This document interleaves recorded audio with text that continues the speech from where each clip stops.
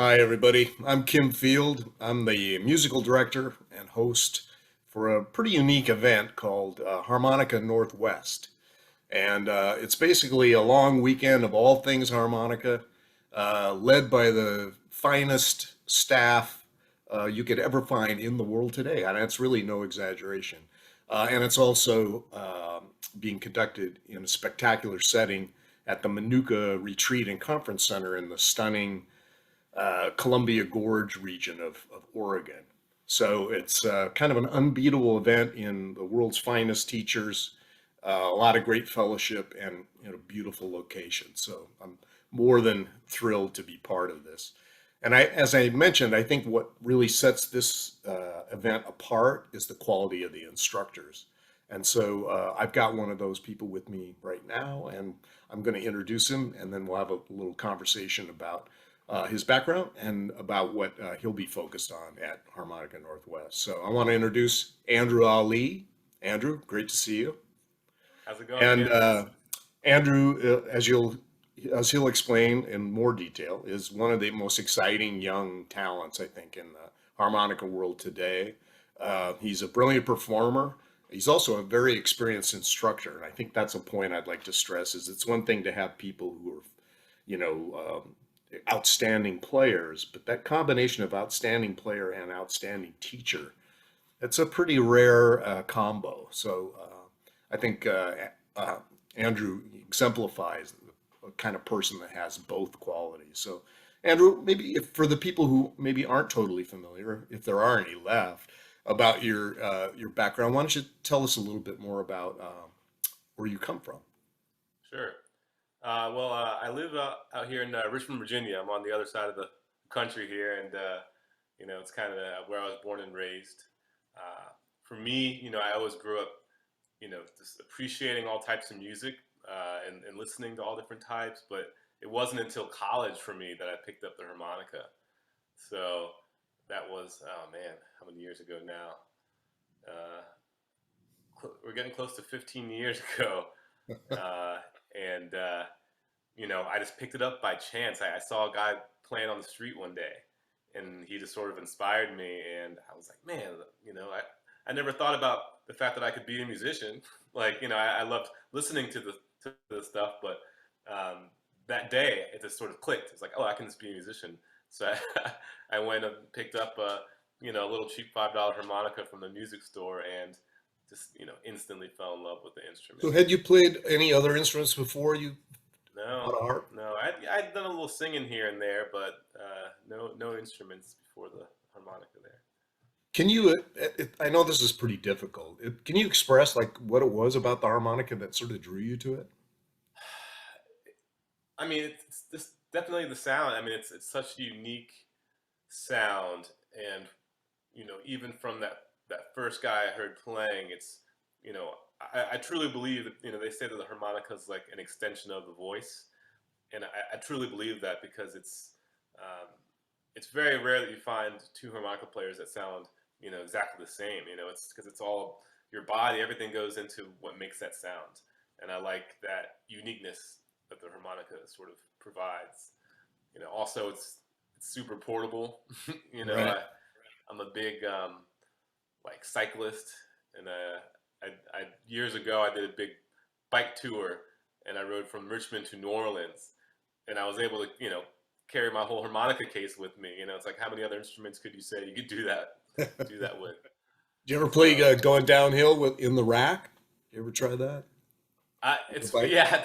I thought about it. I was like, maybe next tour I'll just play with the rack on, go for some like Guinness World Record for longest harmonica played during a trip or something. I don't know.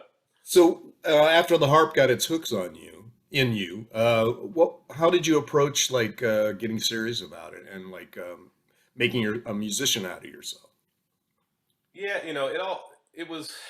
it's always been this a love and passion. Like as my chops sort of evolved, I started to realize, oh, it's like, oh, I can and should start playing with others.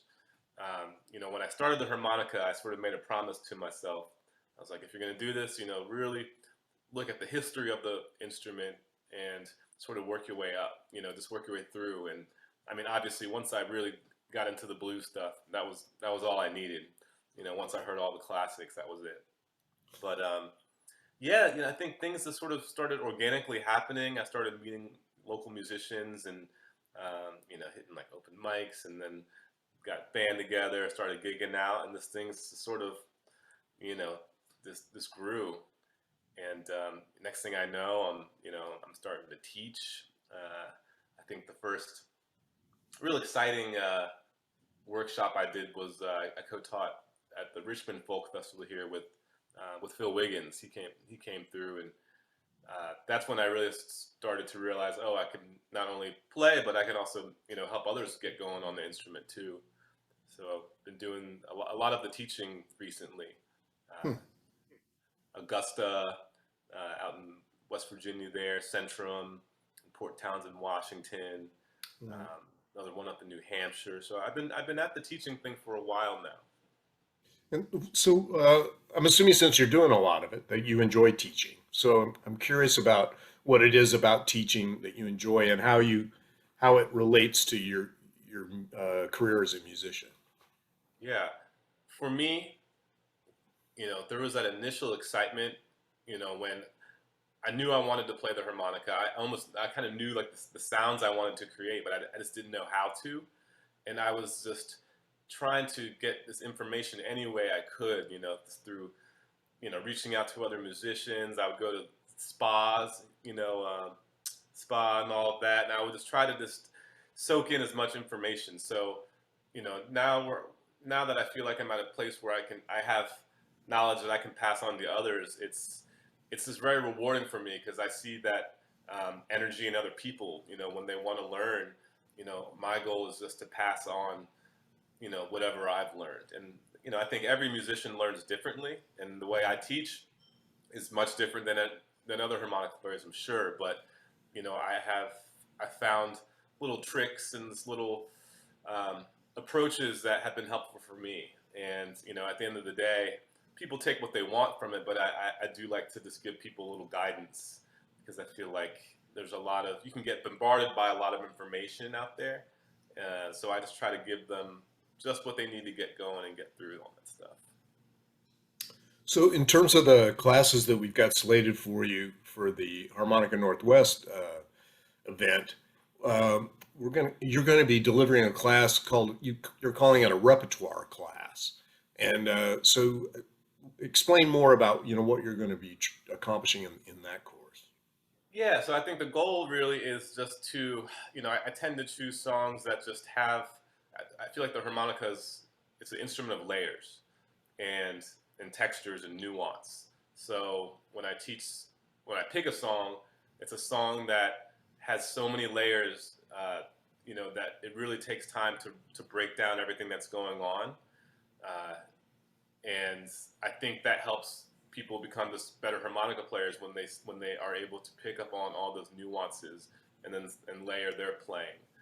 Everything from tone to phrasing to you know vibrato and tremolo and all those things that just layer. I think people can just hear a melody and think that's all that's there, but there's so much more to it. And we're gonna focus on songs that I feel will sort of uh, you know pay attention to those details. Kind of go deep on tunes that are rife with those examples of those different textures, and so in the course of learning the song, it won't just be about the notes. It'll be about all those different Exactly, layers. exactly. It won't just be your tablature. We'll have that, but in addition to that, we're gonna really listen. My biggest thing in this whole musical journey is I've learned that to become a better musician, you have to become a better listener, and that's really what the class is in essence. It's really listening to the stuff, figuring out those layers, and then seeing if we can apply that to the sound as well. Well, I can totally relate to personally to what you're saying because I remember I picked up a harp and I'd been playing for a couple of years, and I sat down with Paul Osher, who was the first white musician in Muddy Waters band, and he had the harp chair. That's like playing lead tenor for Count Basie, right? I mean, it's the ultimate gig for a blues harp player. And we went over Juke, the famous Little Walter theme song that every blues harmonica player tries to cut their teeth on. And my ears were, although I played other instruments, I played the trumpet for quite a few years, but my ears were really not educated at all. And so I heard the melody, da da da da da da, but Right. then Paul, played it 6 inches from my face using the, tongue blocking and the octaves. And then it was like, that was it, but it would Right. really, I not only realized that I had to get on this tongue blocking thing and get hip to octaves pretty quickly, but I also realized, wow, my ears are really not developed. I wasn't. I know friends who picked up the harmonica and they hear those octaves right away. They have sort of an inborn, like, educated ear, and they won't be satisfied with just playing the melody puckered that way. Right. Like I was, but I wasn't sophisticated enough to hear that. So that Right. sounds like a great class. I know you're also teaching a class for us on acoustic versus amplified playing. And what's your main message sort of on that topic? Really, it's I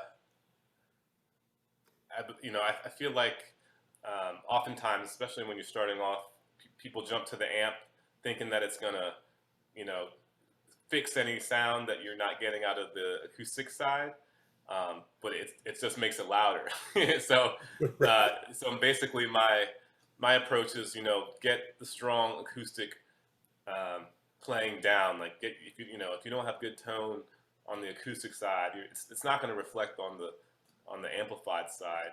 Um, but it's also just sort of talking about, again, it's layers, like the textures that you're going to be able to get playing acoustically are not going to all translate over to the amp, and vice versa. So it's sort of understanding how the harmonica is going to operate in both of those settings, and kind of learning the tricks and the nuances to get that sound you're looking for. I think it's kind of a double-edged message where the amp's not going to save you, but on the other hand, everything you've invested in your acoustic tone is going to pay off for you on the amplified side as well.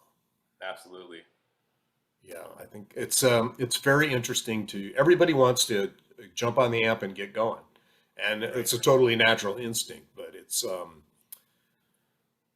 then you can get a little bit sidetracked with the perfect amp and the perfect microphone and that kind of thing. Right. Well, Andrew, I just I've never actually had the pleasure of meeting you in person, so that's one of the big exciting things I'm looking forward to in terms of being part of Harmonica Northwest. And I just wanted to let you know that I'm just totally thrilled that you're going to be a part of it. I think you're going to add so much to the event, and it's just thrilling to me personally. So thank you. Kim, thank you. I'm very excited. Anytime I have the chance to travel to a new place and meet, people, it's what I look forward to. And it's uh it's crazy. If I had looked back, picking up that harmonica that one day and thought I'd be, traveling all over teaching, the thing I love.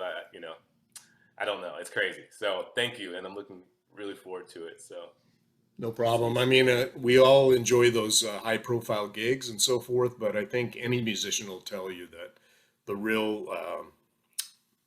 the real the biggest part of being a musician are the people you meet in along the way, and so it's going to be really great to meet you out there in October. So I just wanted to kind of remind everybody that Harmonica Northwest happens between October 13th and October 16th of this year, and it's going to be held at the Manuka Retreat and Conference Center, which is in this. It's a beautiful 200-acre spread on a bluff high above the Columbia River in the Columbia Gorge. It's just a spectacular site. We'll have accommodations for everybody, food, and so forth. Lots of fellowship, classes, jams. There's going to be a concert, faculty concert. It's really again a unique event, and you can go to manuka.org. That's MENUCHA.org, and click under programs, and you'll see a listing for Harmonica Northwest, and it'll give you registration details and the class schedules and just a lot more information about both the site and the event. So, Andrew, thanks so much for taking time with me today. I really appreciate it. And we'll see you in October. Sounds good. Thanks, Kim. You bet.